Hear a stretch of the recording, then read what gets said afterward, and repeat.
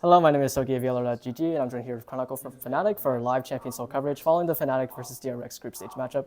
Thank you for accepting today's interview, Chronicle, and commiserations on the loss today.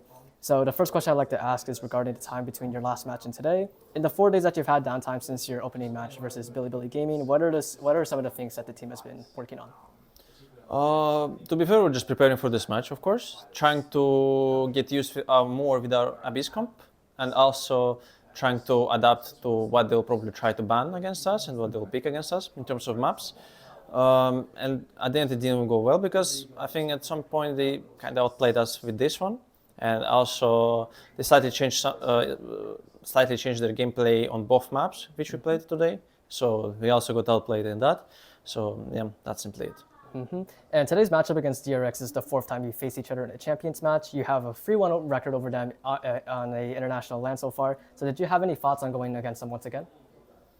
To be honest, no thoughts. I mean, I actually have nothing to say, so I'm sorry. That's fair. No, don't apologize. Don't apologize. So by going against them, you also played one of the 2 home crowd teams in the tournament. So how did it feel playing on the stage against the crowd favorite for today's match? To be fair, I didn't feel it was really like in their side. It was just fine, like nothing really special. It wasn't like Brazil crowd, I would say, in terms of how passionate about loud they were in locking. You think they were kind of even for both teams? I think so. Like they were just like cheering for a good place, and that's cool. So yeah. That's good. That's good. So Abyss was DRX's pick, and it was completely new territory for FNATIC heading to today. So kind of leading up to this point, how did the team approach Abyss from the time that it launched in the map pool and split 2 until now? I think our Abyss exactly is just more about rotations and trying to be always on a strong side where they're executing.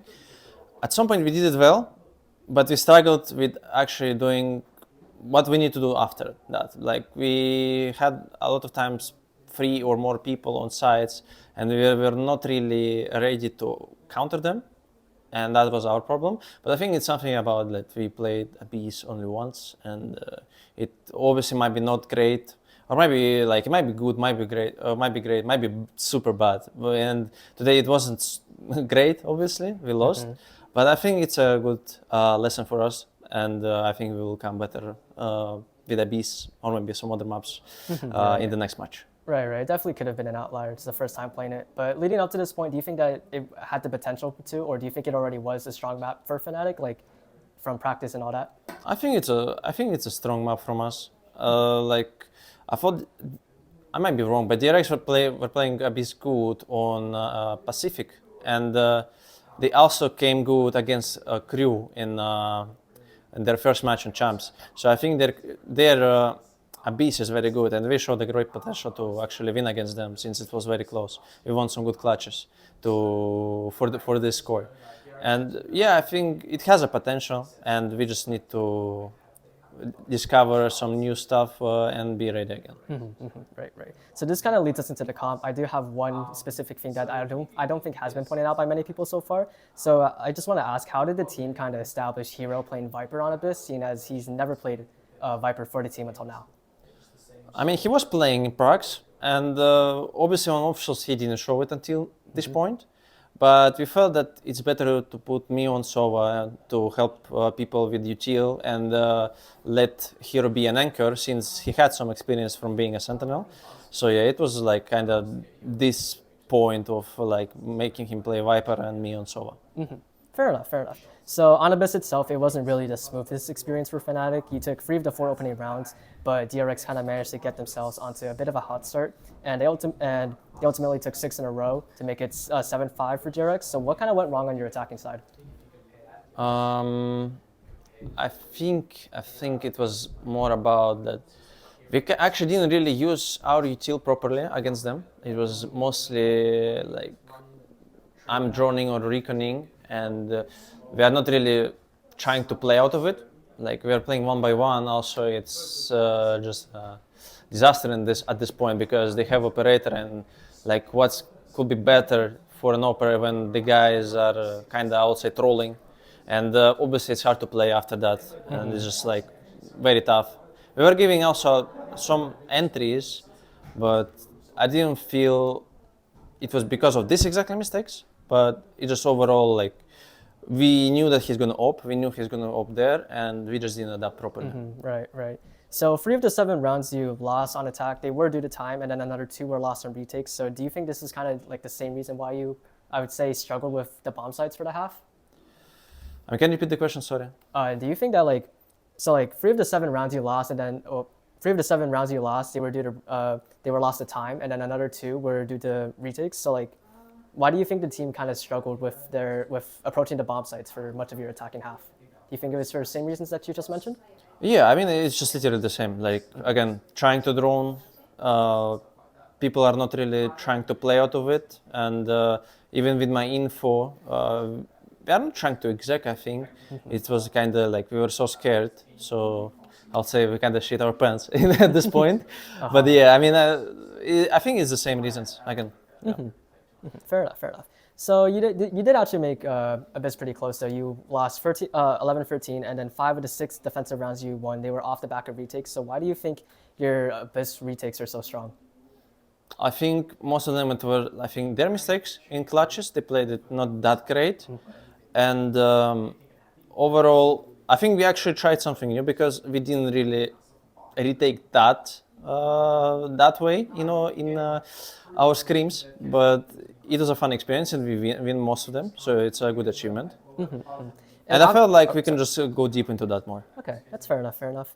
So after map 1, what did the team kind of try and discuss to try to recover as you head into Lotus? Can you repeat again? Sorry, I just missed it. You're good, you're good. So like, what did the team kind of discuss after map 1 to try and recover as you headed into Lotus? I think it's just about like reset, not thinking about the previous map, and of course focus on the next one, since the Lotus pick was kind of unexpected, since they are banning it a lot in their previous matches, and obviously we tried to adapt on the way, like, and it didn't really go well. See if you look at the results, but yeah, we tried to do that. Right, right. So, and then that leads us onto Lotus itself. So heading into Agent Select, you see Foxy9 on Chamber. Did that pick a kind of throw off the preparation at all? Like, outside of, you know, how they actually played, did it just throw you off a little bit? No, they already played on Chamber. They already did all this stuff, but they just decided to swap Foxy. They put Foxy on Chamber, and Flashback at the end was playing Viper. This change, I think, makes sense because I think Foxy can realize Chamber util slightly better than Flashback. Not to like blame someone, it's just how it is. And overall, we actually knew how to play against this Chamber, but in defense, we didn't realize it at first, and on attack we didn't have that much to actually do. I mean, we were punishing him for staying on C, which their default stuff on C, like with the chamber.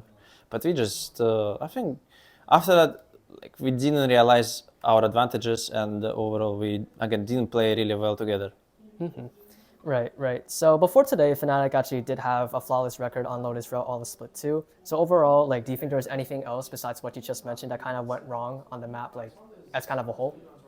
Again, it's just like there are some key moments. Again, we didn't expect Lotus to be played since they were mostly banning it, and we didn't really try to prepare it for the next match.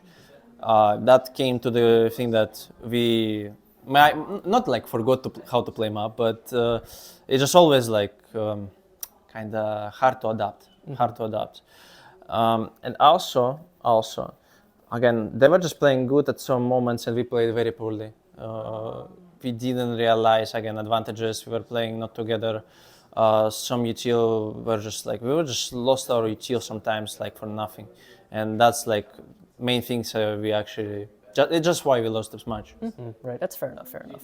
So Alfier did say in the previous match's press conference that sometimes the team kind of struggles with communicating like a tier 3 team, quote unquote, according to him. So do you think that some of these struggles with communication, do you think that kind of played a role in the loss today as well? I think, yeah. I mean, he said like, not exact properly, because I felt like he needed to explain it properly. Like sometimes we are communicating like a tier 3 team, and we are not doing the basic stuff, and sometimes we are doing it like that. So it's just actually insane. Like we are communicating so well, we are like taking like almost every single advantage or situation properly, and we are like unstoppable. And today, obviously, it was a tier 3 performance, sadly for us. But yeah, I mean, we will try to work on it. Like for me, I would say I tried to calm as much as possible, but in some moments I still had problems with adapting. like trying to find a proper solution for our team how to win this round. And I think I need to work on that, of course. But overall, I'm happy with how I called him into like the situation was shit. Right. That's how I look into it. But obviously, like I did a lot of mistakes too. But that's a good outlook to have at least. So on that note, then lastly, do you have any other main takeaways besides everything you mentioned? Do you have any other takeaways from the series as a whole that you have in your mind right now? I think we were clueless. That's like the proper explanation for our match today. Yeah. All right. Well, on that note, thank you so much and good luck.